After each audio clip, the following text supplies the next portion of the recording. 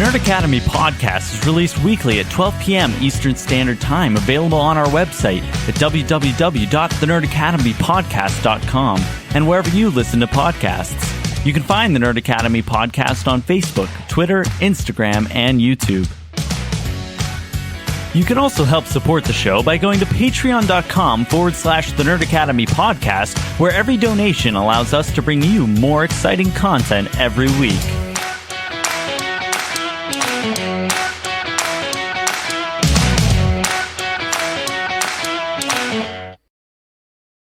Good morning, class. Welcome back to the Nerd Academy podcast, your source for nerddom news and commentary. I am your host and superior web headmaster, Jarod Bachman-Stubbs. I guess I should say good afternoon because this will be coming out in the afternoon.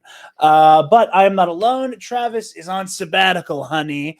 No, he's on a choir trip traveling the country. So I am joined by friend of the show, Mitch from ComicBookCast, to talk about the news. Hey. I'm going to apologize because I'm the reason why this is late. Yeah. It is okay. Mitch was seeing Guardians of the Galaxy. I'm seeing it on Sunday, so I cannot begrudge him. Also, I was cleaning this area out. I mentioned it on KNR earlier this week. Very soon, I'm not going to say very soon, but soon-ish, I will not be trapped in the liminal void that is a green screen.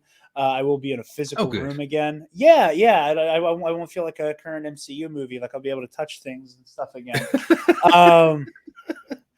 I was see, I'm not a shill. I can make mean jokes too. So you can't after Guardians, to be fair. That movie looks fantastic. Good. I see everybody going, the MCU is alive. I'm like, it wasn't dead to begin with, but okay. But the past couple episodes, Cookie Cop has been suspiciously away from my desk. I promise he's still alive and well. I was not lying to you that the real one died in Baton Rouge. The real one's still here. Just not the epic confrontations. Canon, Cookie Cop. But all of that to say, we have a little bit of news for you guys. Not a whole lot. Normally, I would have let this wait, but obviously, there was a very big story in the way of the writer's strike that I did not want to go without mentioning, while it was happening. So we're going to talk about that, the new Flash trailer, and some really interesting casting rumors that are abounding right now. My favorite thing this week. It has been something else. I had the idea that I kind of wanted to talk about like our favorite casting rumors. And then Nando V Movies did exactly that video. And I was like, well, I'm still going to do it, even though it feels like I'm going to be ripping off Nando.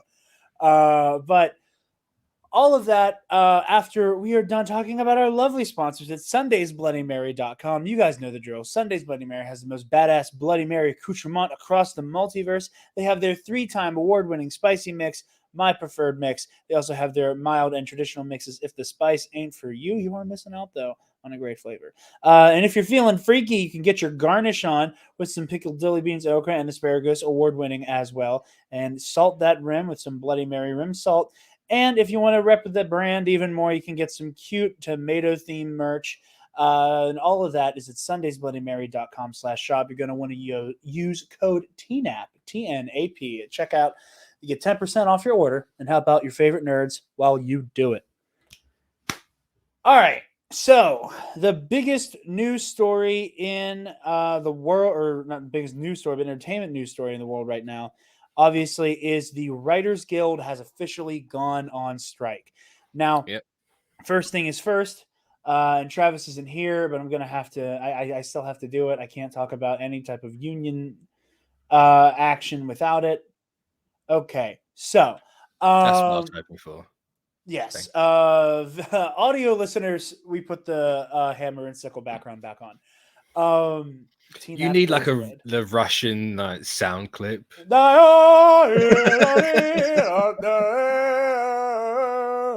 Yeah.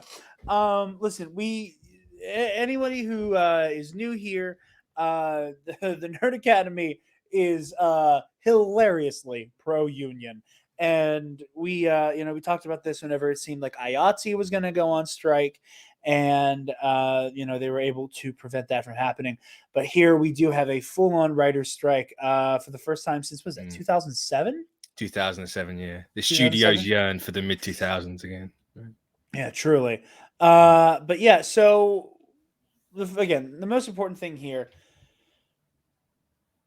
do not blame the writers and workers who are demanding their fair share be paid for the fact that entertainment is likely going to slow down and probably take a bit of a nosedive. It is easy to blame those who are protesting the big companies for the company's behavior. That is not fair, nor is that pro-worker at all whatsoever. There is also something to be said for the fact that this strike, more than any other strike that has gone on the world over, is getting more attention. And while I do agree that that is frustrating, it is also one that is easier to cover. If you want more material and news related to the workers' unions that are cropping up all over the United States and the world over, it could happen here. A daily podcast run by Cool Zone Media and Robert Evans has covered a lot of the rising workers' unions that have been coming across.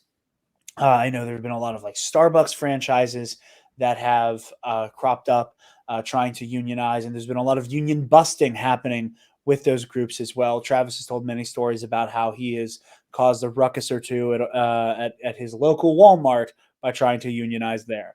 Nice. You can start a union, and if you can't, do everything you can to do everything that you could do with a union and just be a pain in the ass of your manager and employer, because workers' rights are humans' rights, and that is no different here with the writers. A lot of the issues here are coming from the fact that, you know, as we've seen, most CEOs and companies are boasting about record highs in revenues, and there are a record low of wages in comparison to those record. Funny that. How funny. You'd think that this global recession has less to do with any relief that was given during COVID, and more to do with the fact that corporations are money grubbing, dollar worshipping whores who refuse to give up a red cent in the name of the workers who prop up their companies. Anywho,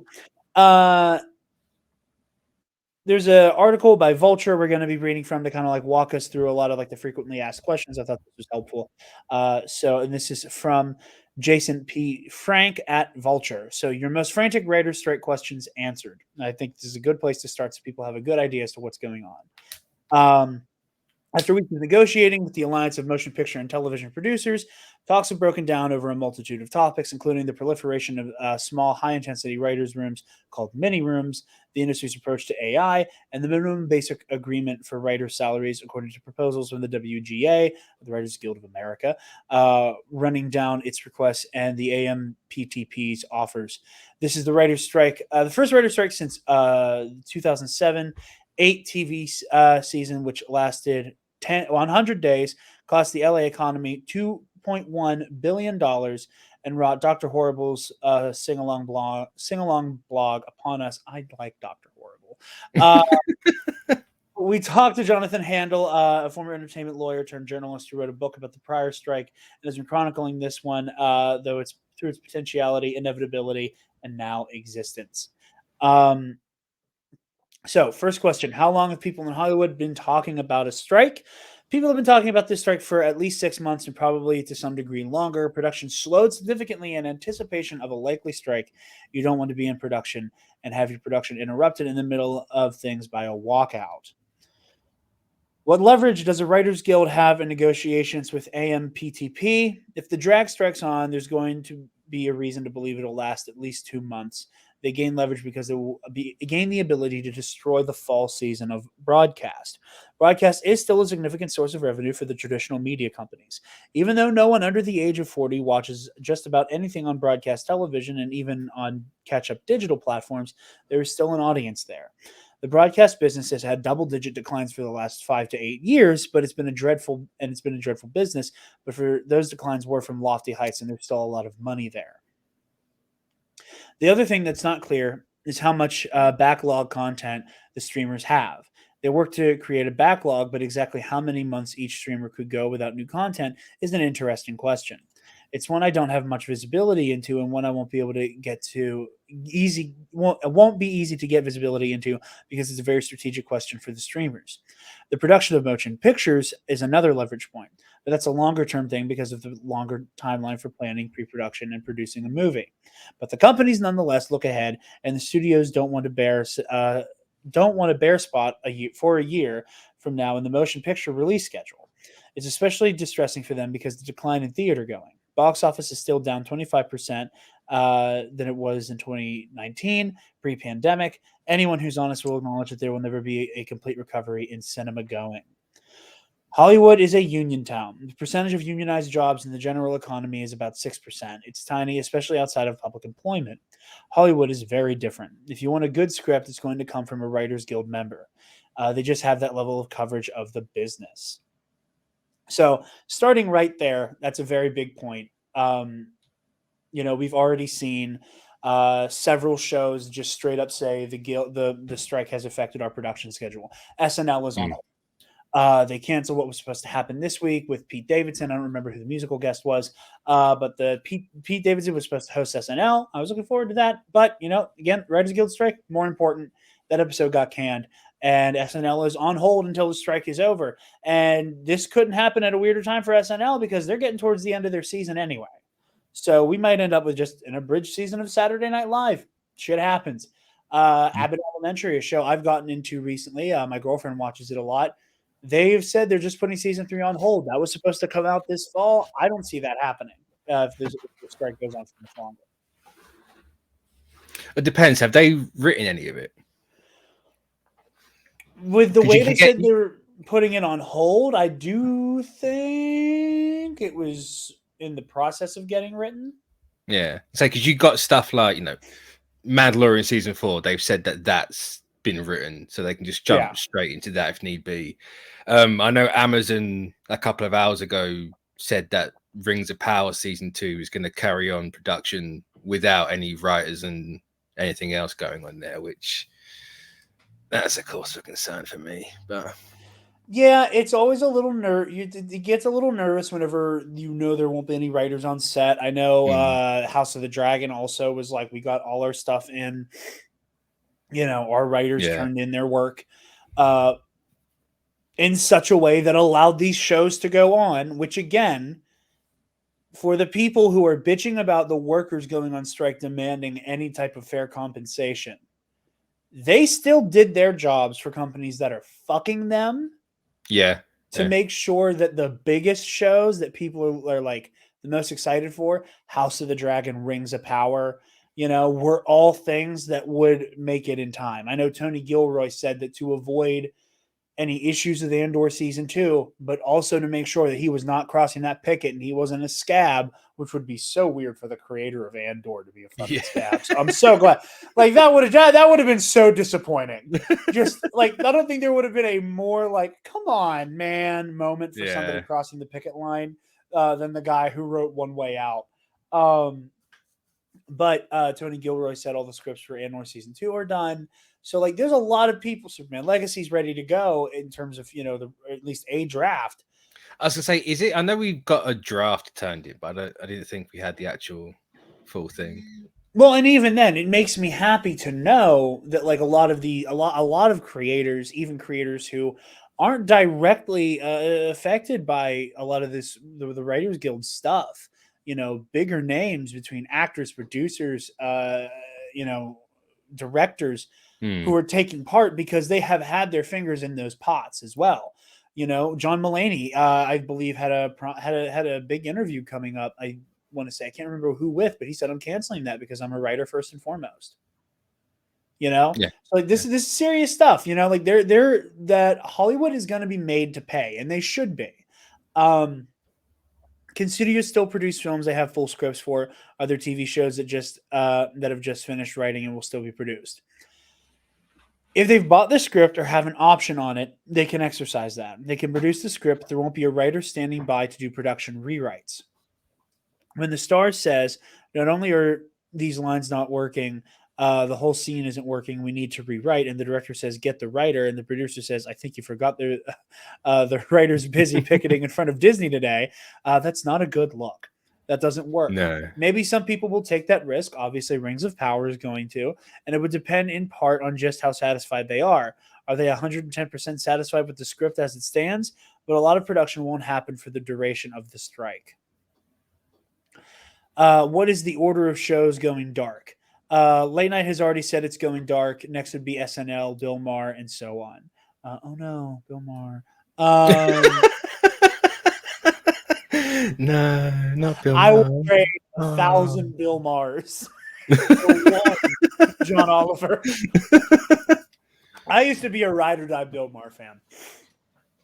I knew about him. I'd seen clips before as a teenager, but it was like the very beginning of the Trump years that I got super into Real Time with Bill Maher, and I loved it because he was like an old head who super loved pot, and he was like, "Yeah, fuck Trump," and I was like, "This guy's cool." And the second Biden won, Bill Maher was like, "So what's up with these transes?" And I was like, "Jesus Christ!" I hate him. He's such a shithead. But anyway, what would network TV or what would be network then streaming? Before network shows, it would be soap operas. The strike 15 years ago was in the middle of the season, but this is at the end of the network season, so we won't see networks going dark immediately. But if the strike lasts long enough, it'll delay the start of the fall season. Normally, network writers' rooms for September would begin staffing now and would be fully staffed in June or July because it's a September to May business. By the way, there is no coincidence that HBO Max and Discovery Plus are merging to form Max 3 weeks from now. Look at the Warner Brothers Discovery gets to say its streaming subscribers, hey, there may be a strike on, but you didn't lose content. You gained content with no increase in your subscription price. Of course, that content... They'll still take off 150 fucking movies off that thing. Yeah, of course, the content is reality television, and Discovery Max subscribers may be more open to reality than the HBO diehards, but at least it gives them a narrative. What other factors will contribute to the duration of the strike? The companies have an incentive to allow the strike to go on for at least 8 weeks until it gets settled in, unless it gets settled in a few days, which I don't see happening. Obviously, we are 3 days out right now. We're recording this May the 5th. I say, didn't the 5th. The 2007 one was 100 days, wasn't it, or something stupid like that? Yeah, stupid. I just don't understand it. Yeah, stupid on the part of the studios for allowing it to go on that long. Of course. The reason for that relates to another set of contracts, which are contracts between studios and the top showrunners on the other so-called overall deals. The overall deals were made during a period of enormous irrational exuberance and spending at any cost. You've got overall deals that range from the millions of dollars to the tens of millions of dollars to the hundreds of millions of dollars. Look at Shonda Rhimes and Greg Berlanti. And some of those have inevitably been unprofitable. Others may be on the bubble as to whether or not they're profitable or not. All these deals, speaking generally, at least contain a force majeure clause. I can't read, sorry. These clauses say that if a massive event such as an earthquake, civil unrest, or labor strike shuts down the business for at least 6 to 8 weeks, depending on what duration was negotiated, then the studio or streamer can terminate the overall deal altogether. You're going to see a lot of deals terminated. You'll probably see other deals renegotiated under the threat of termination. They might even soften the blow by saying, we'll extend the deal, and if you do come up with shows that we like and produce hits, we'll pay you even more than we were going to under the existing deal. But in return, the guaranteed amount in the overall deal would be reduced. Between clean renegotiation and terminations, the companies would have a new narrative for Wall Street, which is how much money they saved. And during the duration of the strike, when they're not producing, they save money as well. In the short term, they have a quarter that's going to look good because of the strike. I'm curious about how concerns around AI are affecting negotiations. According to the WGA, the AMPTP rejected its proposal to regulate AI use on projects, instead suggesting that they meet annually to discuss advancements in technology. How does prospective technology fit into the puzzle? This is where things got interesting for me. I say I refuse to live in Space Jam and New Legacy. I outright refuse. If that happens, I'm doing what I can. I am not having this. We just can't. Maybe I'll walk out of here tomorrow and you never see me again. That's really what I want to do. You're so right. You're so right. That did not cross my mind. In fairness, who really saw that movie? Me. Oh, well, me as well, to be fair, but that was bad. I love when Clockwork Orange goes to see a fucking basketball game. It's not the right biggest next to the issue. Looney Tunes, yeah. Right next to the Looney Tunes and like Adam West Batman, and Pennywise. It's not the biggest issue, but it is figuring into a lot of the conversation more than we think, or more than one would think. When home video was introduced, the studio successfully argued for a formula for residuals that was disadvantageous to writers, actors, and directors. The argument they made was that it was a nascent technology, saying it's just emerging. We don't know what the economics are going to look like, and it's very expensive to make these videotapes. The cost structure was high, but as manufacturing costs declined with videotape and then dropped precipitously with the introduction of disc technology, the formulas were just never adjusted. The writers feel that when it comes to a new technology, fool me once, shame on you, fool me twice, shame on me. That was part of the ethos in 2007 when the studios at one point proposed a 3-year study of new media rather than any contractual provisions. Now that the AMPTP is proposing the same sort of study approach to AI.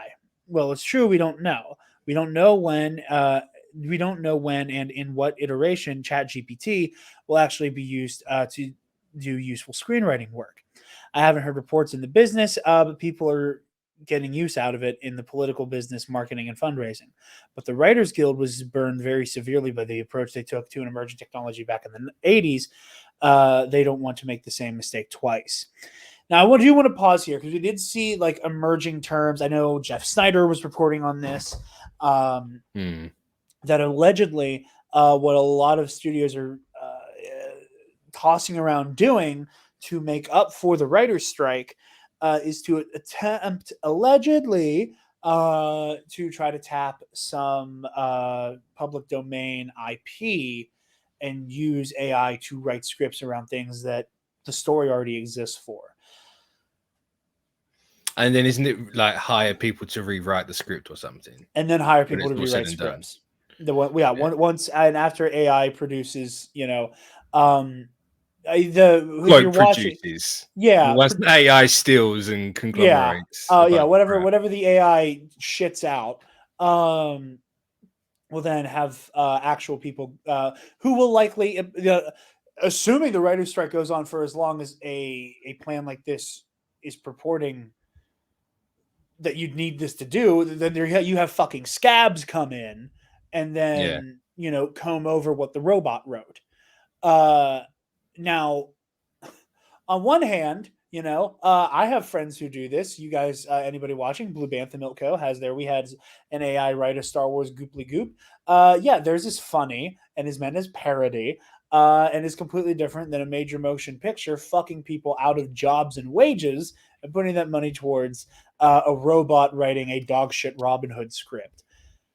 Oh, yeah. It is dystopian, in a word. It really is. Yeah, I am stunned that this is even a move they're preparing to take. This is the pinnacle of, I don't want to compare, say, just this is an example used very often. I don't want to compare Kathleen Kennedy to like some type of scab who's going to use AI to write their stories. But like whenever people do the whole like, oh, Kathleen Kennedy's going to get replaced by Dave Filoni and Jon Favreau, this is exactly the disconnect we're talking about, where you want a business person in control of cutting checks and greenlighting things, and creatives in control of creative stuff. This is exactly what we're talking about. Like, then again, I'm not saying Kathleen Kennedy would ever make this kind of decision, but I know in my heart a creative would never pull the trigger on something like this. That's the exact disconnect of like the creatives are not always necessarily the business people. But anyway, that slight non sequitur there.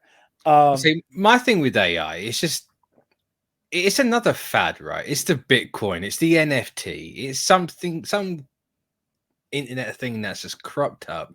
It's not gonna last, and they've got an opportunity now, in the worst case or worst sense of the word, to maybe put that into practice to see if an AI can actually do it. And if they do, I'm praying someone sues them, because that's just what I wrote 5 years ago. Yeah. And it goes I agree with you.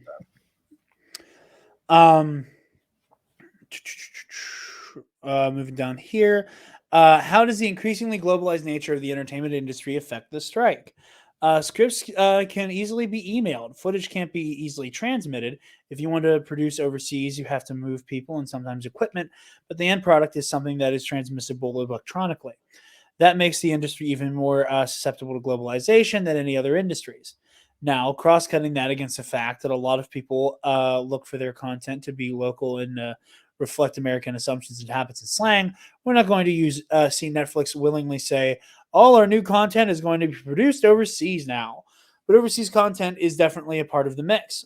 And if the strike lasts long enough, it will drive an increase in foreign content. And when the strike ends, the numbers won't settle back to what they were beforehand. They'll be somewhat in between. Once you've trained a company and its employees and audiences on how to do something differently and now how to have a different viewing habit, those habits don't disappear once the strike ends. An existing trend towards globalization of content will probably be accelerated. It means more competition for the writers. It means that they're in competition internationally, and that the bonds that the Writers Guild has built with foreign writers guilds through an organization called the International Affiliation of Writers Guilds are absolutely critical, because you want to have as many foreign writers as possible supporting the strike. Not with just words of affirmation, but also by walking away from potential jobs. That is a difficult ask, particularly because in other countries it's even harder. It's an even harder career and a smaller cohort of people who are able to do it professionally than what we have in this country. There's a popular idea that the 07-08 writers' strike really helped out reality TV, and I'm wondering what kind of shows you think could prosper this time. The 1988 and 2007 to 2008 strikes fueled the rise of the reality television. 88 was what brought that genre initially to prominence, like shows like Cops. 07-08 strike put reality on overdrive. As with previous strikes, during this one, we will see reality news and sports stepping up to fill up holes in any schedule or lack of new content, even on streamers. You'll see a somewhat newer player, which is foreign-produced content. Netflix in particular has pioneered something that people in the past never thought would happen, which is getting Americans, other than the people who watch PBS or go to Art House Movies, to watch foreign content. Foreign content was a niche business once upon a time, but not since Squid Game and Berlin Babylon. Now that the Writers Guild of Great Britain has just issued an advisory to its members to not work on scripts for the American companies that are the subject of the strike. It's not clear whether that's binding or not, but there certainly will be a lot of pressure within Great Britain to stand in solidarity with the American writers. This is an internationalized and increasingly global business, not just in terms of distribution, but also in terms of creation and product. How will the financial status of streamers, which according to most industry insiders is trending downward, affect these negotiations? That's a very key factor. Up until March of last year, Wall Street was content to look for subscriber growth in streaming platforms and to reward companies handsomely in terms of share price for meeting growth targets. But when Netflix lost 1.3 million subscribers, that was a shock to the system. It scared Wall Street, and the tune has changed. Wall Street is looking for assurance that there are or will soon be profit, which is a very hard thing when you're spending billions of dollars building out these platforms. So you see the media companies engaging in layoffs, you see them engaging in cost cutting, although at the same time, many of them are paying their top executives or CEOs enormous salaries. The Writers Guild's response to all of this is, if you're going to spend billions of dollars building our global platforms based on content we create, we get our fair share of that. And we need to ensure that the writing is a sustainable career. So I implore people to go check out the article on Vulture for more of it. I'm going to be kind of poking around a little bit. Again, the famous figure for 2007-2008 strike cost $2.1 billion. It was a 100-day strike, which was about $200 million a day. That's the cost of the LA economy adjusted for inflation. That would be $285 million a day now. However, a certain amount of production has moved from LA to Atlanta. So some of the pain will be shared with our southern friends. And of course, they'll be paying in New York as well, because it is also a production center. But the LA economy will take a significant hit. I do want to talk about one specific thing before we move on, and that is the weird nature of how streaming is kind of kept clandestine in terms of numbers and ratings. Yeah.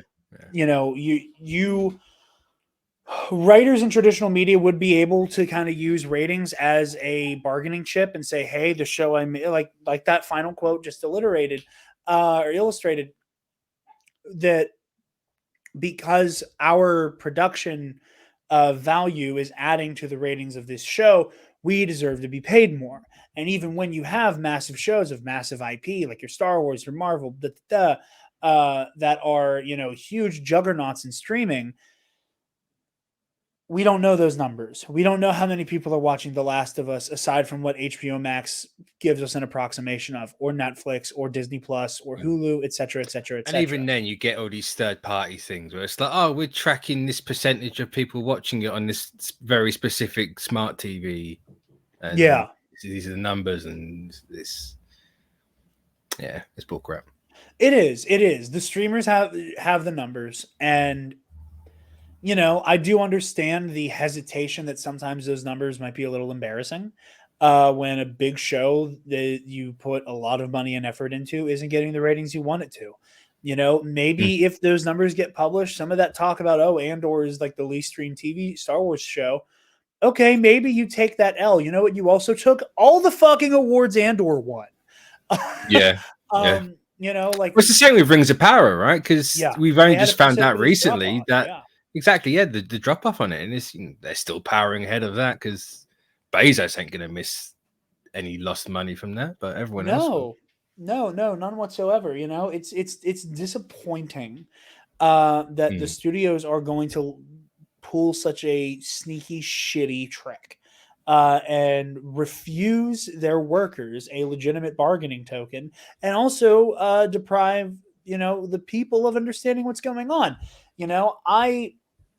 We're new, we cover mostly news and stuff like that, but I am more interested in theme and form of the media than the news. The news is an exciting thing to talk about because it helps precipitate conversations about speculation, which I find entertaining. But at its core, I care more about what these stories are saying than how they're getting made. So, just share those numbers. It's not that big a deal. Your employees deserve to know the value of their work. Yeah, especially when you got Disney out here being like, oh, we have X amount, 100 million subscribers, we're catching up to Netflix, blah blah blah blah. But you will never see a number for one of the Marvel shows. Yeah. Ever. Yeah. And it's clearly it's not as high as they want, right? It's clearly not as high. No, it's not as high as they want, and that's whatever. But at the end of the day, they're hiding these numbers because they know the big ones will mean that people get to negotiate a higher salary, and they're hiding it because they're a bunch of money grabbing, dollar worshipping whores. And they're treating their workers like shit. I implore you all to go read that Vulture article. I implore you all to, in whatever way you can, support the writer's strike, support any strike you see. Worker solidarity is more important than getting the TV shows you want at a timely manner. Worker solidarity in any way, shape, or form is more important. So yeah. Speaking of things that were written by AI, The Flash. I'm sorry, I'm being very mean. No. We got a new trailer for The Flash coming out of CinemaCon. We got a lot of cool trailers. Not a whole lot of stuff that I felt inclined to cover because, like I said, I mostly want to talk about the WGA stuff and kind of do a once over quickly here. Trailer for Dune looks incredible. I promise there will be a Dune episode where we bring Mike out of retirement so he can just talk for 3 straight hours about Dune. But new trailer for The Flash. There's some stuff that looks cool, and hot take: the Michael Keaton Batman stuff is not working for me. No. For me, I had a conversation with some of my friends. Shouts out Trey Mitchell of Mile High Cinema. He super loved the trailer. It made him very happy. It made him very excited, and I'm glad that he was able to enjoy the trailer. We are 2 for 2 now, where Michael Keaton goes to say an iconic line from Batman 89, and it feels like he's sleepwalking. It feels like it feels lifeless. And it's a trailer, I'm going to give the movie its day in court. But like, I have such a hard time being invested in the return of Michael Keaton when it's like, yeah, I'm Batman. And again, maybe that's play for laughs. Maybe that's the joke. Maybe that's the joke within the movie.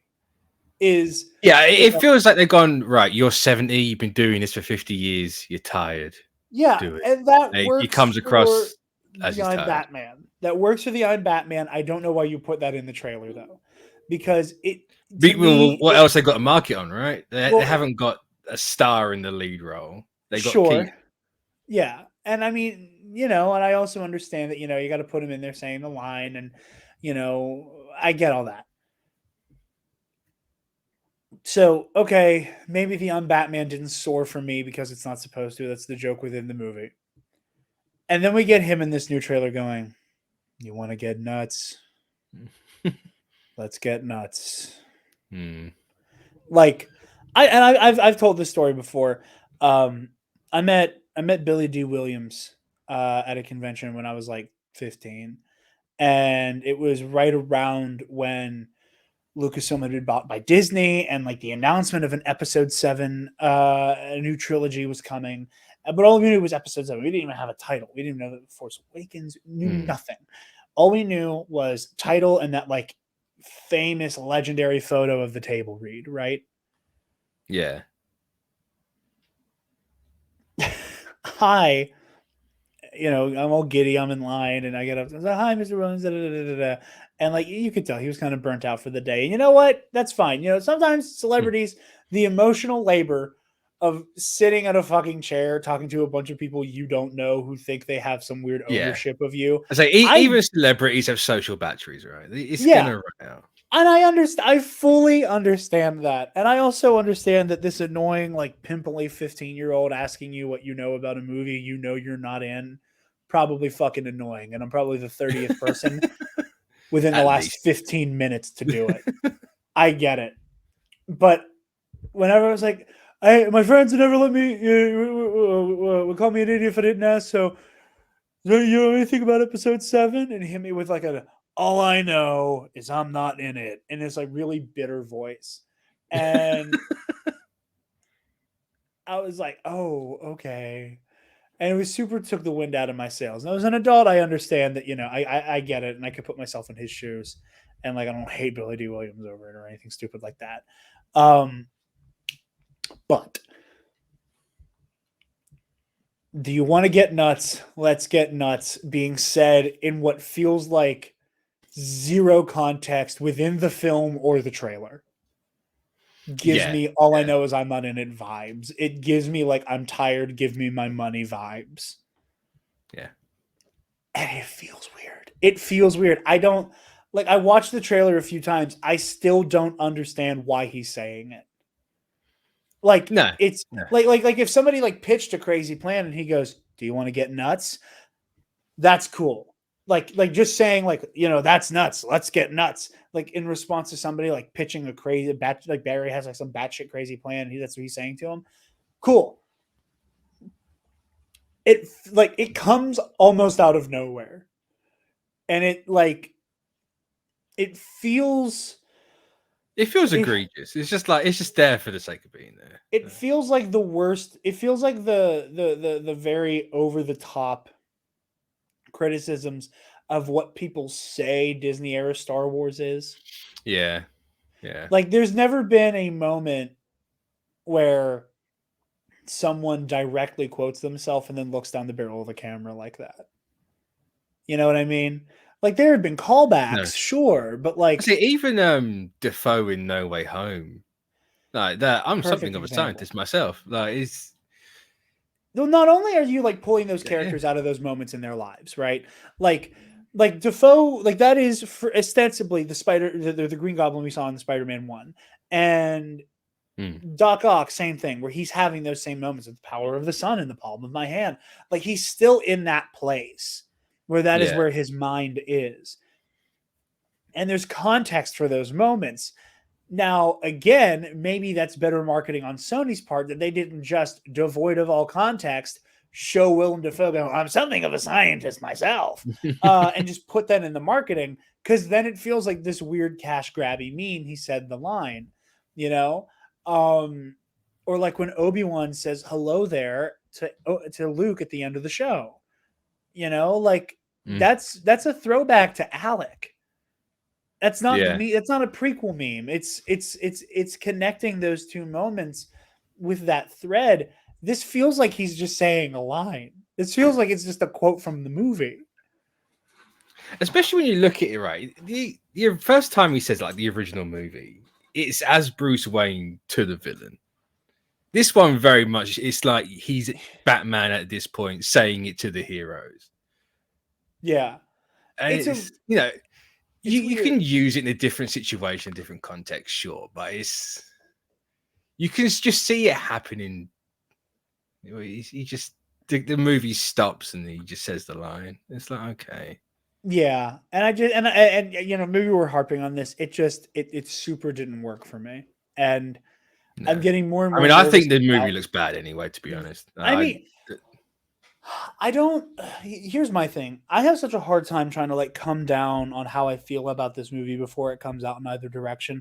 Like as Ezra Miller lunacy completely off to the side. Or you're part of the audience, so you'll forget that. You know. In related news, a production designer on the movie said that the audience will, quote, forget about all the Ezra Miller drama. Well, Zaslav said it as well. Huh? I think David Zaslav has said it as well. Zaslav said, oh, shit. I thought a production designer said it. No, it was. There's two of them now. Oh, God. Yeah. See, James Gunn is trying so hard. And I think Ezra is as well. You know, I want to give them the benefit of the doubt that like they're like, oh yeah, I was out of control and maybe should work on some shit, you know? Like considering they haven't actually said a thing on the entire Well, no, they themselves have issued a couple like statements saying like I am getting help because I fucked up. Did they though? We'll see. You know, it's one of those situations where like the art of the public apology is one where you have to just take an L. There is no version of a public apology that will not inevitably be framed as bad faith. So I try to approach things like that with some like iota of good faith to then reevaluate this person once behavior may or may not change. And in what capacity and what ways it does. So like all of what gets me the most is, you know, you heard nothing from them at all the entire time. You didn't even see them. Then all of a sudden it's, oh, I'm sorry that my job's been threatened. Please don't fire me. That's how it came across. And then there's been nothing since. I understand you want to keep them out and you can, but at the same time, it feels like, especially with Zaslav in control, right? It feels like an excuse. Don't be in the spotlight. Don't do interviews so we can just say you've done the thing. Yeah. Yeah. That's the impression I get. It could be completely wrong and they could be, well, you know, that statement that they apparently put out could very well be from them. I don't know. But it doesn't feel like it is. And that's fair, you know. And again, this is not an attempt to excuse any of Ezra Miller's behavior, obviously. But like it is such a weird, touchy thing that I like kind of go, okay, we'll see how this plays out. You know, this is out of my hands at this point as someone who likes to report on this kind of thing. This is what they said. We'll see what happens. But removing Ezra from the equation, like, you know, I was, again, I make this joke constantly whenever I'm talking to you or I mean, I was watching you guys talk about this movie when I was in fucking high school, you know, like, yeah, because they announced this before the show. Yeah. Or the same week the show aired, and now that show has just finished. You're going to get the same plot twice in the same year. Yeah. But, you know, so as somebody, like, I am aware of every single one of these production woes. I'm aware of the 13 writers, 80 directors, and 15 different, you know, fucking producers who have all tried to make this movie happen for, like, what, almost a decade now? That this movie's been in like almost like equal development hell as Black Goddamn Adam. I was like, if not, it's over 10 years. Yeah. So what we're approaching here is the nearly decades long cycle of production hell to get a movie that just already has so much bad press around it. You know, like, and then that's what Travis and I have said for a long time about The Flash. Like, this movie had a hard enough time when it was that movie that has had 32 directors. Yeah. Yeah. Like, this movie was already in bad shape to begin with. Now it has the PR nightmare attached to it. And it's the movie that's going to reboot the universe anyway. So who cares? Yeah. Like, yeah. There's a lot of that. Yeah. And you have to try so hard to balance reboot over finale or finale over reboot. Like, you have to try so hard to push that. And for me, you know, the reason why it's so hard for me is I want to give this movie a fair day in court. I want to give it its fair try. You know, I staunchly hate when people talk about entertainment and media and storytelling in these like weird buzzwords. DC makes good TV, but bad movies. Like, you know, like that whole like yeah, we had a decade of that. Christ. We had a decade where like we would just describe like entire storytelling ventures in like 2 sentences and think that was concise, you know. And then you had that list of like DC can do animation, Marvel can't, Marvel does movies, DC can, DC does TV shows. Yeah. So where we arrive now, like, I want to give this movie a shot, but it's also like kind of branding itself as this finale of a story a lot of people don't fucking like. Like, yeah, there's a lot that I have mixed opinions about, you know. I'm the guy who to this day will look down the barrel of a camera weekly and say, let me full screen myself so I can do it right now very, very confidently. I don't dislike Batman v Superman. I enjoyed Suicide Squad 2016. That's I don't know how you market a finale to this universe to even me. No. I tell you what, I have a hard time buying it. It's not with these trailers. You know, none of these trailers, and you know, maybe they're hiding something big. Maybe there's something fucking huge hidden in these trailers that we're just not allowed to see. Sure. I mean, you'd think. I honestly don't think there is. I think that everything that's possibly in that movie they've shown us. I just certain beats, but it feels so hollow in many ways because to me, what we're looking at right now is yet another product of like why doubling down on Zack Snyder's vision was such a grievous mistake. Yeah. You know, like especially with, and again, another story that I skipped because I wanted to talk about it with Travis, but you know, bring it up now because Snyder's coming up. Like the whole, like, oh yeah, the Amazonians were actually just like half-breed Kryptonians. Who let's repeat a story that everyone knew 5 years ago at least. Which is such a wild decision. Especially, you know, with how much they wanted to do like the really powerful, like, you know, not to diminish Wonder Woman and her legacy in media and storytelling in general to hashtag girl power. But like, are we really going to say that like the most prominent woman superhero is Diet Superman? Yeah. That's your fucking big twist? You're going to reduce like everything going on with the Amazonians and Themyscira to that? That's a choice. That's certainly a decision. Let's be honest with ourselves. DC have not cared about Wonder Woman properly for decades. Still, though, it's such like it's a crazy decision, and it's coming from the same person who was like, "Yeah, like Batman's gonna like have a baby with Lois Lane," and you know, Superman, all of this is like the trickle down effect of like Snyder's weird vision that could only go in one specific direction and could never branch out and be like. Well, that was the thing. Right? He always said it was only going to be like a 5-part thing. There's only ever going to be like 5 movies, so we only really got to the halfway point. But that halfway point was, for lack of a better word and slightly inflammatory word, it was just trash. He had no right to go where he was going in that thing. And, you know, Elseworlds, fine, cool. If you're going to do stuff like that, whatever. Oh, totally. And there's room for it. No. By the time of the Snyder Cut, I said this 1,000 times, I was able to make peace with those versions of those characters as approximations and like adaptations and just kind of be at peace with it. But like we see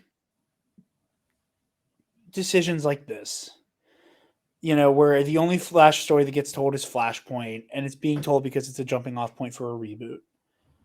It's frustrating and it's disappointing. Yeah. And I think that this is happening mostly as an answer to the mess Zack made.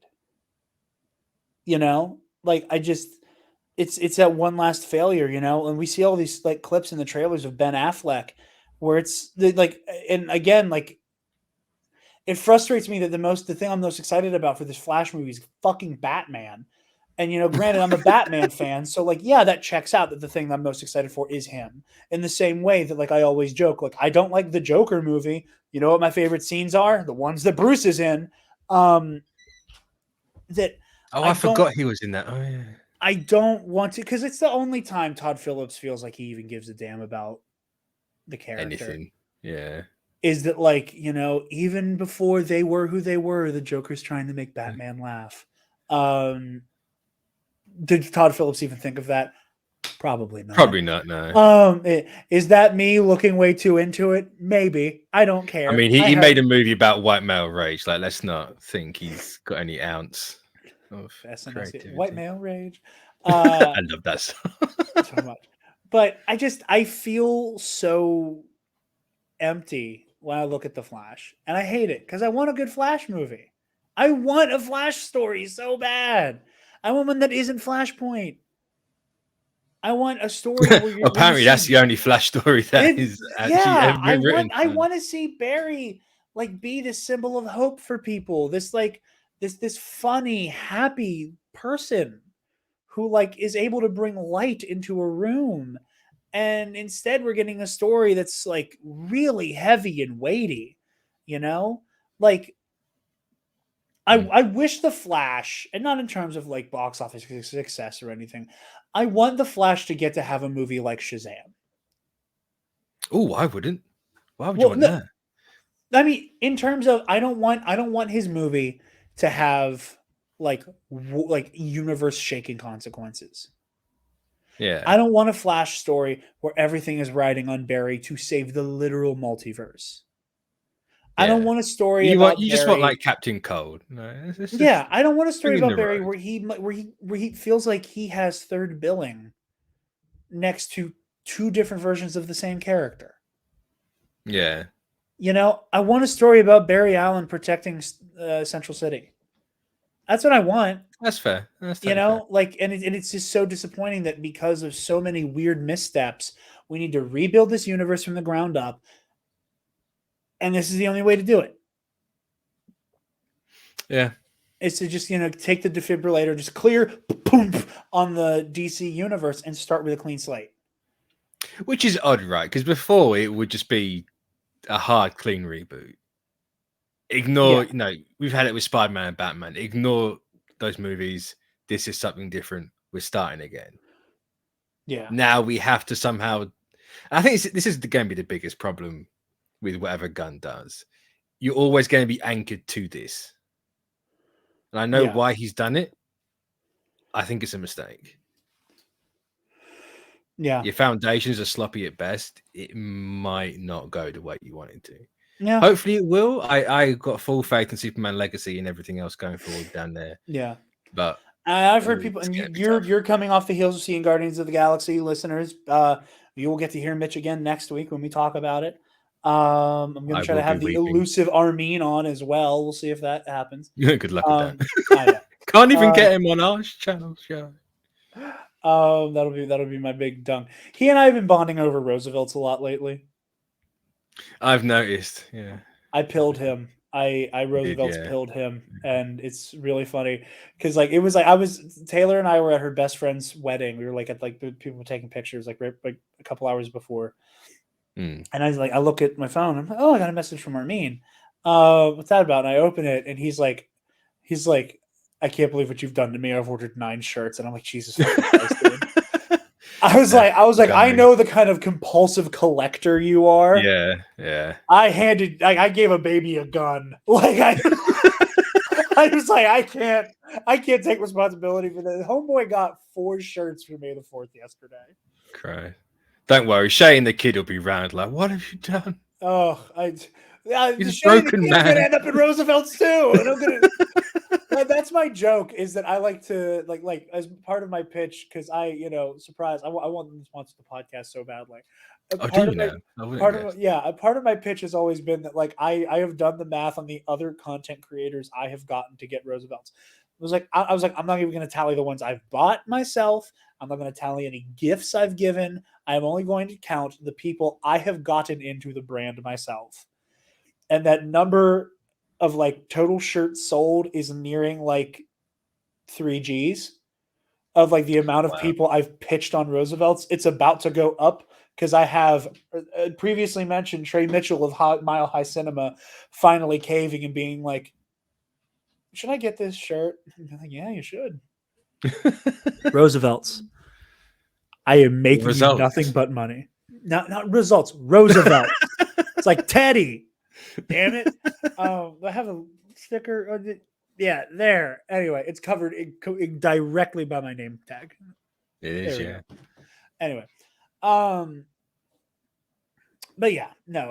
But what I was saying, I've heard a lot of people say coming out of Guardians 3 that like seeing like the kind of tip Gunn is on right now and like where his head is at post like seeing it in Guardians 3 are very excited for Superman Legacy. And even though I haven't seen it yet, I am too. I am beyond excited for Superman Legacy. So it's like he heard everything I've ever said about Volume 2 and just hit me in the face with it. And it's like, that's exactly what you wanted.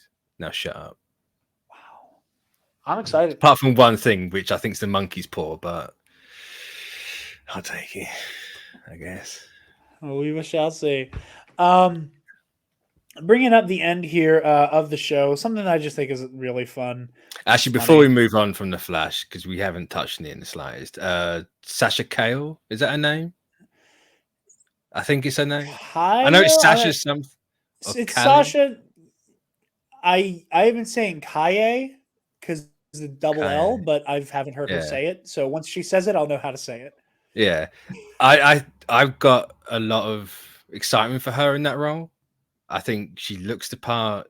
Oh yeah. I hate the marketing for her because she looks like the worst.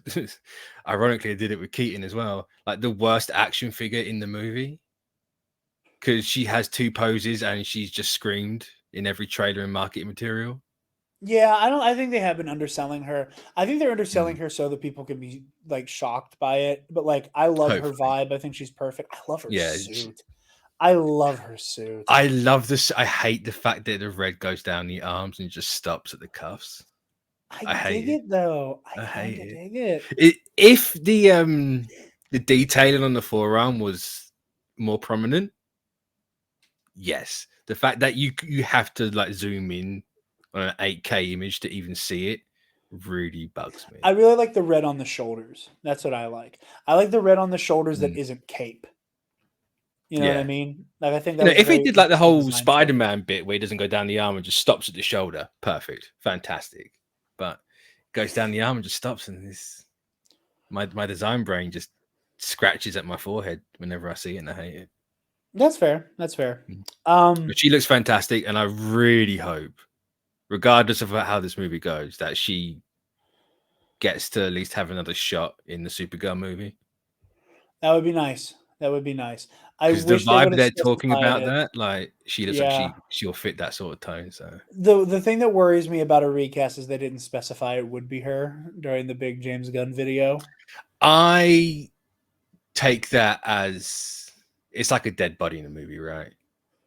No body, no death. Where they didn't say they're recasting her. So Well, they didn't say they were. So yeah, I hear you, but they also didn't say she was in it, which doesn't mean It's she's true. in it. Yeah. Like that's the double-edged sword of like, I Yeah. wish they would have just come out and say, and because we're going for a fresh start, Sasha Kaye, she was great in Flash, because James Gunn keeps saying Flash is one of the greatest superhero movies he's ever seen. Whether or not that's just, Which concerns me. what It really concerns me. I mean, hey, maybe that's word from Zaslav. Maybe that's just being a good company man. Who knows? Yeah. Either Because way, this is like Transformers on speed, and I don't like it. But to either way, like I wish they would have just straight up said what's happening with her, because the greatest enemy DC Warner Brothers has at this point is uncertainty. Yeah, yeah. And I think that the greatest weapon any studio making these big IPs has is some amount of clarity with their audience to just say, especially where DC is now, right? Like the whole just straight up muddled saying, narrative and everything. Yeah. Just straight up saying, and Supergirl's gonna still look like Sasha. Yeah. In this new universe, she still looks like that. Moving on. Like it's that simple. I would. I would or wouldn't. Like that's what I'm saying. Like either just say it or say it's not that, but you should just say it. It's like I think that is the way that you win people over with new DC stuff, is just speaking very plainly. Also, have you seen the Japanese trailer for this movie? No. Or the talk about the Japanese trailer for this movie? No. Because they spoiled the twist in that trailer. They CGI'd something out in the Western one, I suppose, but they left it in for them. Interesting. And it's all over Twitter, so. Oh, keep your wits about you, Twitter folk. So our last story for the day, one that I've had a lot of fun with. This is a fun little article on Tech Radar. Marvel's Fantastic Four cast rumors are sending MCU fans into a tailspin. So first of all, I do want to say a couple things. First of all, I mentioned him earlier, or maybe I don't know if I said it on air, but I made a joke to Mitch either while we were recording. I don't know. Time is fake. Nando V Movies, I'm a big fan of his. I know our fellow patron, Keandre Lloyd, is also a big fan. He has done a lot of really cool fan casting videos as of late. I implore anybody to go check a lot of them out. Nando is very quick to explain the importance of representation and how certain characters' ethnic backgrounds are often overlooked. So before we get into anything here, first and foremost, there should be a Romani person playing Dr. Doom. End of discussion. 100%, yeah. We talked about it on here a lot. Even though I want Javier Bardem as Doom, it should absolutely be a Romani person.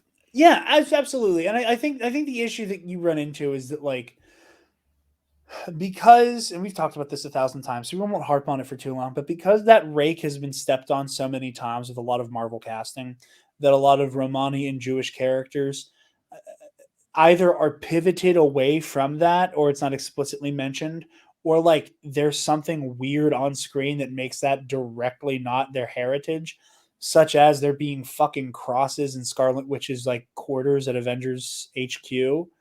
What was that?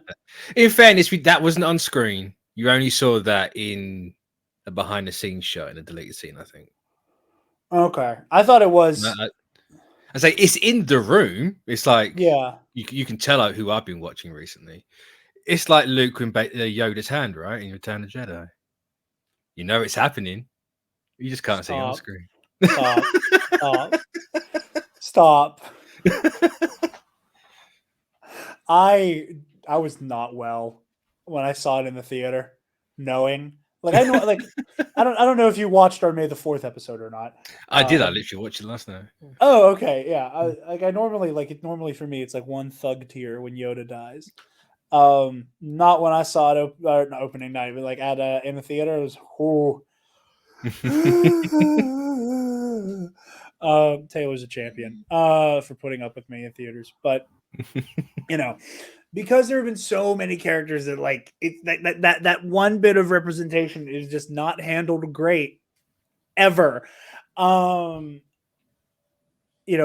don't step on that rake. And if the stakes were not where they were for like this specific ethnicity and background being kind of shut out from Marvel movies, I don't think people would be as like, please don't fuck this up. Please don't fuck this up.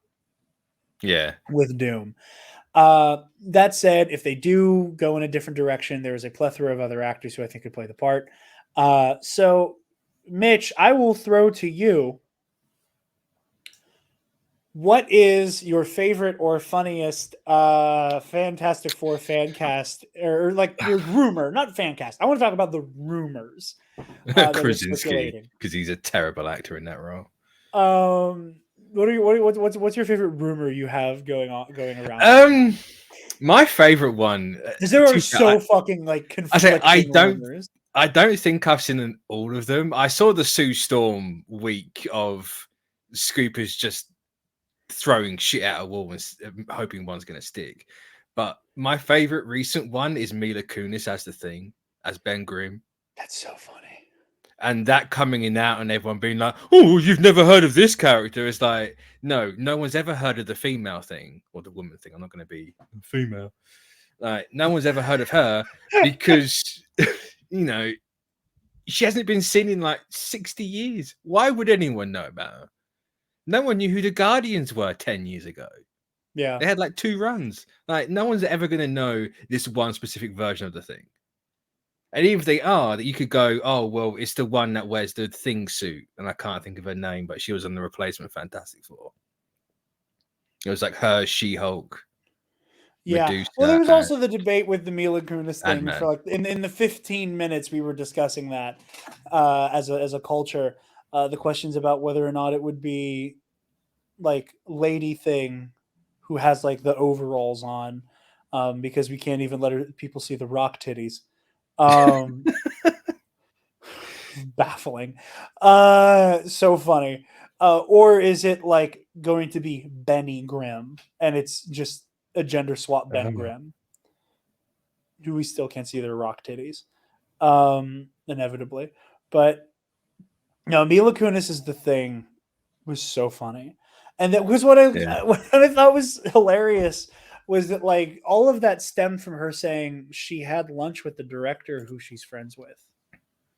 Yeah. With Matt Shackman. Hasn't she also come out and said she's not in the movie, but she knows who is? Yeah, she did say, I know the cast, I'm not in it. Which again is funny because I feel like that means Matt Shackman broke an NDA over lunch. Or because she's actually friends with an actor who is cast in that movie, who still has broken NDA, I guess. So somebody broke an NDA to Mila Kunis. Yeah. And the most likely suspect is Matt Shackman. So, because there was also, wasn't Kristen Bell, people were saying, for Sue Storm as well? Kristen Bell was getting thrown around. So for me, for Invisible Woman, I really like Jodie Comer. I know Jeff Snyder was kicking her around. Jodie Comer is absolutely my pick. I know the name. I can't think of the face. She is in The Last Duel. Oh, her, yeah. Yeah. I believe she's in The Last Duel. I do know she plays Rey's mom in the flashbacks in The Rise of Skywalker as well. Oh. A character we do have a canon name for now, by the way. She's in Free Guy as well, yeah. Yeah. Was I right about The Last Duel? Yes, you were, yeah. Okay, good. For a second there, I questioned myself. No, I do like I do like Jodie Comer for that one. I know Margot Robbie has been making the rounds. I was going to say Robbie's the recent one now. She's Margot Robbie as Sue Storm. I think she could do it because Margot Robbie's an incredible fucking actor. Like, Sue Storm is one of those characters that I don't think is like super difficult to play. I think there have been some like wild decisions with how she's characterized that don't work. or like wild decisions made by studios, like Fox trying to make Jessica Alba as white as possible. Which like, dude, I didn't even know about that. I mean, also like I was in elementary school when Fantastic Four came out. So like I have like nothing but fond memories about that movie. I always remember Julian thinking McMahon it's is a weird great that she Doctor looks Doom, different. by the way. I will defend him till the day I die. He's a great Doom. And aside from like again the ethnic casting issues, nothing but respect for my Doctor Doom. That's a hill I will let you die on. That's a hill you'll leave me to die on. But anyway, I think Margot Robbie could crush it. I don't think she's gonna do it. I think that it would be. I think it would be wild for her to, especially with the rumor for Reed. Yeah, that's a very interesting pair. We're gonna get to Reed because oh boy, I really hope I want to adventure so bad. Listen, I think it would be crazy for Margot Robbie to potentially hang up the pigtails and baseball bat of Harley Quinn to then play Susan fucking Storm. It'll be a glow up. Susan Storm Richards, like whatever their relationship is when the movie begins. That would be so fucking crazy. I don't see Margot Robbie hopping franchises like that, like making that big a commitment immediately after getting out of like. Well, you say the slurry of confusion that was DC. Yeah, but she was committed to DC off the bat. Pun intended. Completely there. I was I was biting my tongue to not make the obvious joke. Thank you. There's I can't remember how many movies she apparently had as Harley, but there was supposed to be like Birds of Prey, and then Gotham City Sirens, and then like Harley and Ivy, and also she had the Suicide Squad and all this other stuff. Don't remind me that we should have gotten. Okay, are you ready for a hot take? You ready for a hot take? Is it Birds of Prey good? I don't think Birds of Prey good is a hot take because it is obviously an incredible movie. I mean, I adore that movie, but this is the internet we live on. I know a lot, but I also know the kinds of people who listen to this show, for the most part, have elevated opinions. Birds of Prey good. Birds of Prey better if Gotham City Sirens. Yeah. I think if you restructure that movie just a little bit to make it. But then I think Selena, you're crutching Ivy, Batman. Huh? I think like just name wise alone, you're crutching Batman. I don't think that's. I mean, the movie was still called Harley Quinn and the Birds of Prey. Birds of Prey and the Fantabulous. That was the second title. Birds of Prey and the Fantabulous. I think if it's Gotham City Sirens and the Fantabulous Emancipation of one Harley Quinn, that is a hell of a fucking title. Gotham City Sirens and the Fantabulous Emancipation of one Harley Quinn. There's the movie. I think if you restructure it just a little bit, it's a little. I think that movie definitely needed Ivy in there, though. Ivy was a mistake not being in there. I agree. And also changing, I can't remember her name. The kid. Was it Cassandra? Yeah. Yeah, like they that wasn't a great move, but yeah. But who the hell let DC get away with having two people be named Kane in Bruce's team that aren't related? You're asking this of an industry famous for Peter Parker, J. Jonah Jameson, just dumb names all around. Sure, but that's just bad. It makes it confusing. Anyway, I have a hard time believing Margot Robbie would go to that place. I'll have a hard time believing that like Marvel would from on high would be like, all right, we're casting this very famous team of superheroes. Let's pick someone who's already been in a very prominent super franchise as like a character who was like becoming super popular, made the character super popular. Like, I know these are the same people who also cast like multiple Batmans, but like by the time Christian Bale played Gore, or by the time that Michael Keaton played Vulture, they weren't still like fresh on the tip of the tongue as that character. You know what I mean? Mm. Like it's weird. Like we were at least 2 versions of Batman removed for both of them by the time they came into the MCU. So, is it impossible? No. Margot Robbie, I think, would be great. She's not my pick. I am Jodie Comer, full steam ahead. Johnny can go either way, but the big one we need to talk about, the one that's going to be in the thumbnail. I'll say just before we do. Okay. I can't think of her name, but she was in. I'm certain she was in Birds of Prey and also Lovecraft Country. Okay. I can't think of her name. She was Black Canary. Oh, yeah, she's good. I can't remember her name. Hold on. No, it's bugging me. Because I've had that name in my head for Sue for years. Journey Smollett. That's the one, yeah, Jenny, yeah. Her. That'd be cool. Because she's not done a thing since that, at least that I've seen. Let's see what she's been in. Lou. Who? Lou. Who? Is a movie that came out last year. No. A massive storm. Is it Lou as in the name or Lou as in the toilet? L-O-U. I'm assuming a person. A massive storm rages. Also, that is a term only y'all use. A massive storm rages. A young girl is kidnapped. Her mother, with no other option, teams up with the mysterious older woman next door to pursue the kidnapper. It's got a 68% on Rotten Tomatoes.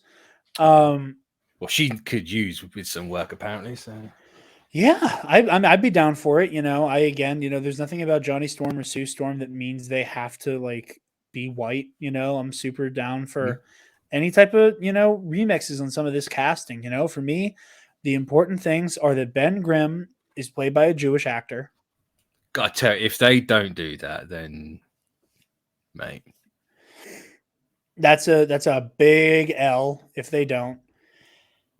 And that Doom is Romani or has some type of like ethnic relation to how Doom is portrayed in the comics.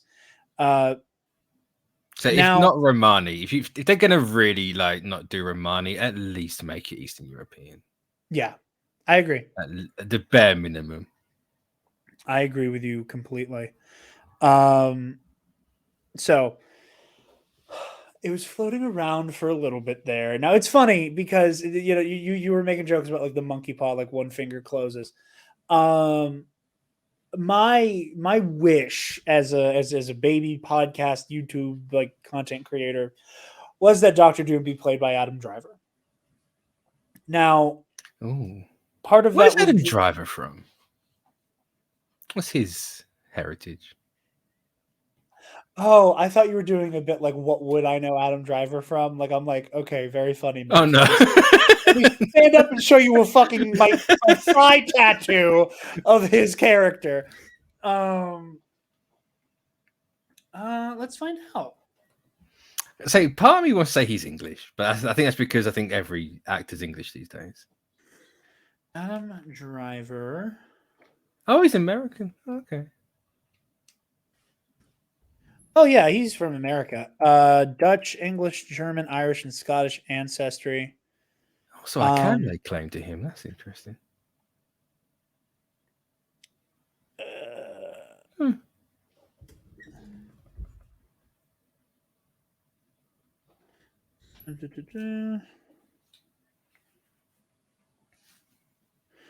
Okay. I was just curious. I wasn't sure if Adam Driver was Jewish to see if that might play a role with like the Doom stuff. But no. But anyway, my original, desire was that Adam Driver play Doctor Doom. Now, I will admit that a lot of that was driven by he may or may not play my favorite character in another franchise, and may or may not. And What Doom franchise is that? Battlestar Galactica.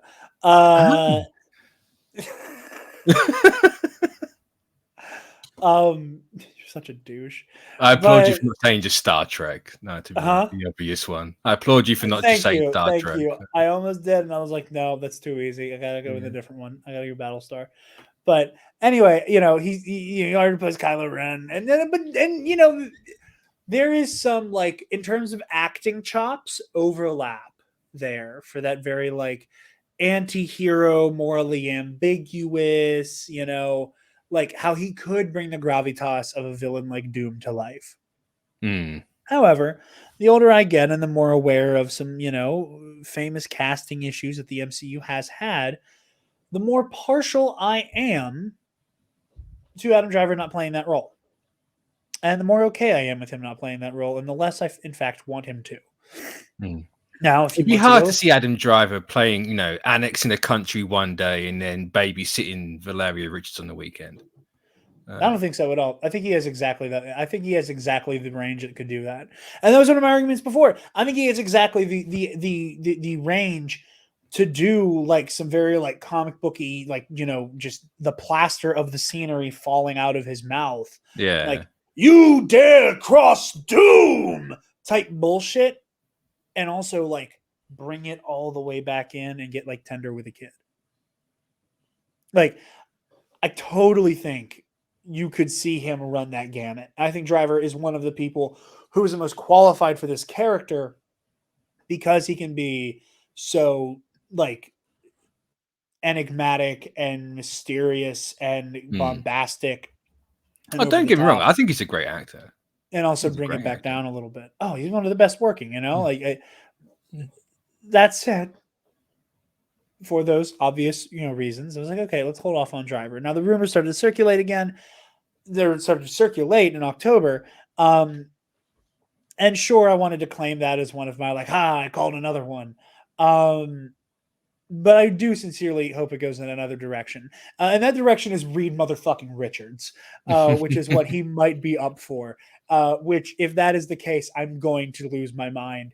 That is such a perfect choice. And again, for the same reason that I think he could do the sinister bombast of Doctor Doom, I think he could also very competently bring to life Reed Richards. The sinister bombast of Reed Richards. Depends on the version. Joey's just Reed, isn't it? Let's be honest. No, Reed's a villain in every timeline. That is not fair. That is. Are you going to tell me that 616 Reed, destroyer of multiverses, is not a villain? That man pushed that button in Secret Wars without an inch of remorse. He was put in a situation where he had to make decisions. The smartest man alive can't think of a different way out apart from Big Boom. Yeah.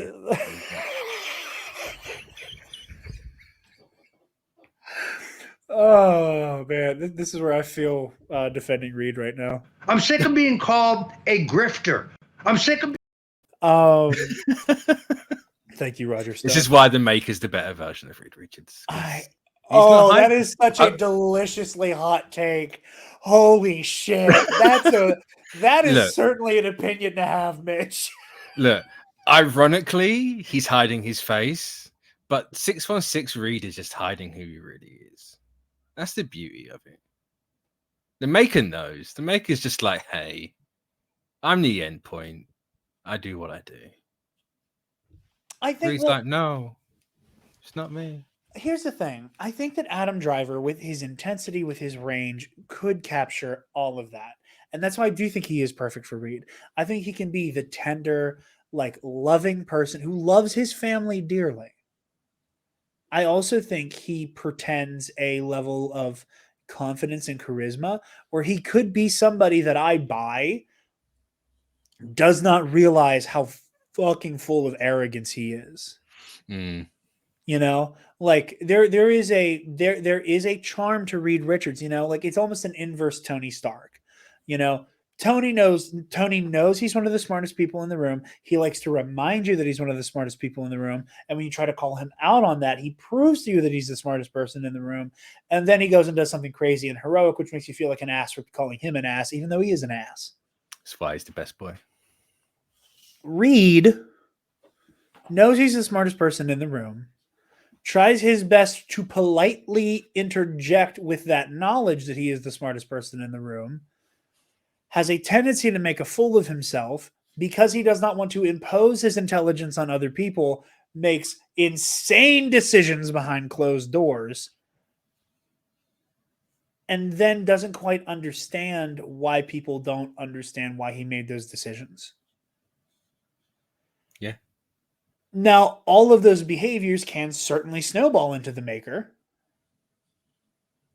which we know, to use our new favorite term of the episode, bombastic villainy, or the sinister bombast, that, he could bring that to life if they ever show us a version of the Maker. That would be batshit insane. Again, even if they gave the Maker like a full mask helmet to disguise his identity as a big twist, I can see the audience being like, wait a minute, that sounds like Kylo Ren, which means that's Adam Driver. Filtering Adam's voice. Huh? Or Miles Teller. That's what I want. A lot of people want it to be either Miles or Rutherford to play the Maker. I'm down with either of those as well. But yeah, I think Reed needs the range that Adam Driver has and the intensity that Adam has. I think it would work really well. And I think that choosing Adam Driver as your Reed Richards is such a pointed decision, it's just, feels, that is such a massive, putting your balls on the table decision to make clear. Not only are we confident in the franchise that is the Fantastic Four, we are confident in the story, so confident that we are going to take one of the most popular actors working right now and attach him to this character. So for lack of a better word, because obviously all casting is this, but it's very intentional. Yeah. There's an intent behind. If this is legit, that they knew exactly what they were doing. Yeah, well, you can tell that Feige and Sarah Finn and everybody who has been working in the MCU has been cooking for years on how they're going to do the Four. Yeah. I think Sarah Finn's missed for me maybe once. I can't even tell you what it is. Yeah. She truly doesn't miss. Yeah. She has so many hits and so many hits that how often will they pick Marvel will pick somebody and we go, I don't know. And then a couple months later, the movie comes out and we go, well, we were wrong. The only real miss they have is probably Jonathan Majors, but that has nothing to do with Sarah Finn. I say even then it's that casting wasn't a miss and it isn't a miss. Yeah. It's just the actor's a sack of shit that we didn't know that he was. Yeah. We didn't know. Nobody knew. No, although you were allegedly, because we have video and conclusive proof that they're not guilty, but well, that's a different conversation. That is its own conversation. All of that stuff, and my opinion has hardened on the Jonathan Major situation post those texts coming out. Yes, I am a little less charitable than I was before in terms of let's see what happens with that. But all of that to say, the casting team at Marvel knows what they're doing. And I don't think you can ever say, truthfully, for me at least, I don't think I can ever say that somebody's performance has ever been bad in a Marvel movie. I don't think there's ever been a movie in the MCU where somebody was miscast and does not know what they're doing. Sarah Finn knows how to pick them, and lest we forget, she's also been doing a lot of casting for Star Wars too. Yeah. I don't remember which Star Wars show I first noticed her name in, but I've seen her a lot. I think it was Mandalorian. Probably. I'm pretty sure you're right. So yeah, I really do like Adam Driver for Reed Richards. I don't think there's a better pick here. I think a close second is Penn Badgley from You. Again, I think he has the look, which is another big thing for Driver. I think he super has the Reed Richards look, which is funny, right? Because I try not to be superficial, but the second I heard Driver's name for Reed, I was like, I can't see him with short hair. Not that it matters if Reed's got long or short hair or not, but I'm so used to seeing Driver with like long-ish hair. Yeah, he has. It's like almost shoulder length, Which yeah, and I'm just like, I just can't see Reed, but like you see pictures of him with short hair, and it's like I can see it now. Yeah, I get it. Yeah, I get it. Well, I think Penn is another guy who like captures the look. I do think he is a little too conventionally attractive.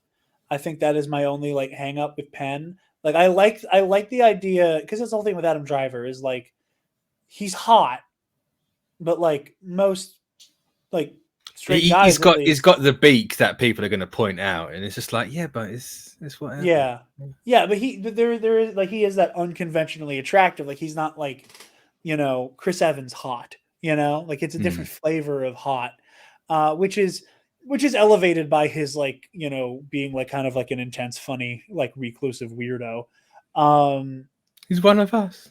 He's one of us. I love when he hosts SNL. There has never been a bad Adam Driver SNL sketch. And it's all because he's just so fucking intense. Penn, he's a little too like conventionally attractive. Hey, what's his name? Penn Badgley. I'm not. Again, he's one of those like I haven't heard him say his name, so I don't know what noise is supposed to happen where. Yeah, he's the guy from You, which again I think he could pull off the role very well. He has that intensity. I think he has the range. He's just. He isn't striking enough for me, like as a like in the face to be Reed Richards, Like I really like the strong features that Driver has for Reed. Then again, I think has the performance chops for it. But yeah. I think a big thing with Reed as well is this goes back to my criticisms of Krasinski. You got to buy when he's talking a load of made-up science mumbo jumbo, right? Yeah. Penn, no. Just looking at him, no, don't buy it. I can't see him saying anything like, ultimate nullifier coming out of that guy's mouth. I wouldn't believe he knows what the fuck he's talking about. That's so funny. Adam Driver, I can kind of see it. I can super see it. I can super see him just. You need to go into the negative zone. Okay, I buy it. Cool, but yes, sir. Daddy. Anyway, Mitch, thank you for coming by, buddy. Thank you for having me.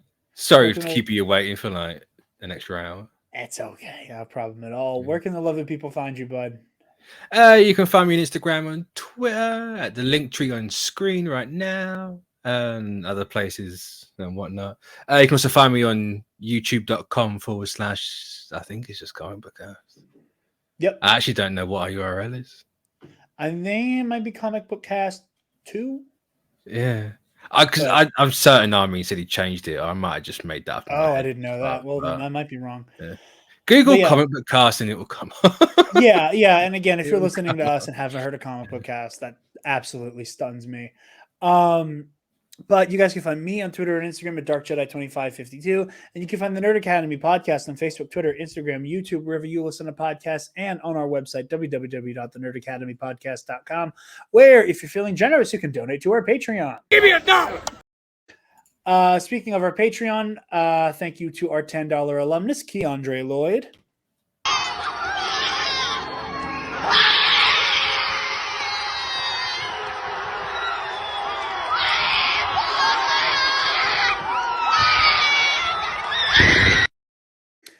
And to Paco, or as he's going by now on Patreon, Trivia King Scotty J. Rowe.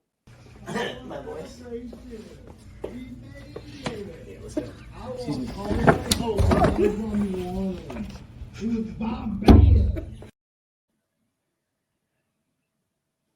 Terrifying. $5 patrons and up get access to the Knights of the Nerd Republic Versus series. Hopefully next week we will have Shock T versus Darth Vader out for you guys. Very excited for that one, as well as a back catalog of nearly 30 episodes of our Versus series available at the $5 tier. I would highly recommend checking that out. It's some of my favorite content to produce, along with Spencer. So check that out. Like I said, Guardians of the Galaxy 3 review next week. Stay tuned for that. We'll also feature We'll also feature Mitch. See you there. I also have some other topic episodes for Knights of the Nerd Republic cooking. Assuming we get time to do it next week, I'm trying to do an episode all about the Children of the Watch. Jerry, the canon junkie of the Bombad cast, Alden Diaz, and myself we have a lot of feelings about the Children of the Watch that we want to process and talk through, because I think it is like the one narrative thread in all of season 3 of The Mandalorian that I'm not quite satisfied with. But we will. No, I'm right there with you. We will hash that out in time. But stay tuned for all of that. Ionized Bastards is a Star Wars real play RPG show hosted on the All Remaining Systems YouTube channel. I play Fabian Martell, a mysterious dark Jedi with a checkered past. I highly recommend you check that out. All 7 episodes of season 1 are out now, and we're hoping to get a move on season 2 very soon. We've also changed game formats. We used to do Star Wars Edge of the Empire as our game format, but we are now switching over to Star Wars D&D. So it will be a straight up D20 system. I'm very excited to basically do a proper D&D show, but it's Star Wars. And I have a lightsaber. So that's a lot of fun. Speaking of Star Wars and lightsabers and bullshit like that, Epic Confrontations, the Star Wars Trivia League spawned off from the In a Galaxy podcast. You guys can find me and many of my other fellow weird space friends playing in that league. We have a big event coming up in the next couple months that you guys are going to be very excited to see. So stay tuned for that. I play again in July against my mystery opponent chosen for me by Alden Diaz, because I lost our Legends exhibition match a couple months ago. So I have no idea. You do that a lot, didn't you? I have a record of 3-2. Thank you. And that's not great. That's a great record. What are you talking about? 3-2? Isn't that like 60-40? That's 3-2 with 2 of those wins being by way of knockout. Or wait a minute. Let me count. I played Trey. I played Connor and Spencer at the same time. Lost to Alden. Beat Bill. Lost to Scotty. Twice. And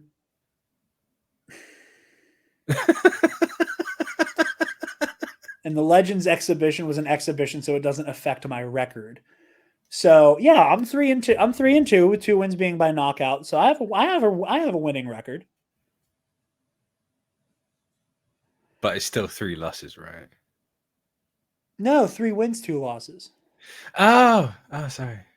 Yeah.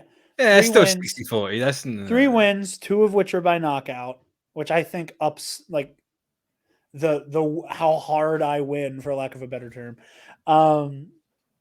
And if you really want to get granular, I had to play one of those matches the 3rd round twice because Eli fucked up. So I've always said that I knocked Trey out twice. I didn't know how to respond to that. Shut up, robot. That was perfect timing. I don't know how Don't smack the robot. They'll rule us in 6 years. I'm shutting the screen off. I'm sorry. You'll get AI Don Cheadle in 6 months come out of the screen. It's so funny that nobody addresses that it looks like Don Cheadle. But anyway, go check that out. I'm playing against a mystery opponent. I do not know who it's going to be. I don't even think Eli knows yet. The opponent might get announced at the end of this month's match. I don't know. The thumbnail I made for Eli currently has it as like a silhouette ghost person. I don't know who it's going to be at the time of record right now. What I do know is it will likely be a Schmodown person, which means someone's going to put me through a fucking wall. Like Adam Driver's fist in the Marriage Story. Yeah. Every day I wake up and I want Scotty to play me again. But yeah, so go check out Epic Confrontations. Check out Ionized Bastard. Thank you all so very much for watching and listening. Be sure to like, comment, share, subscribe, do all the things. And class dismissed.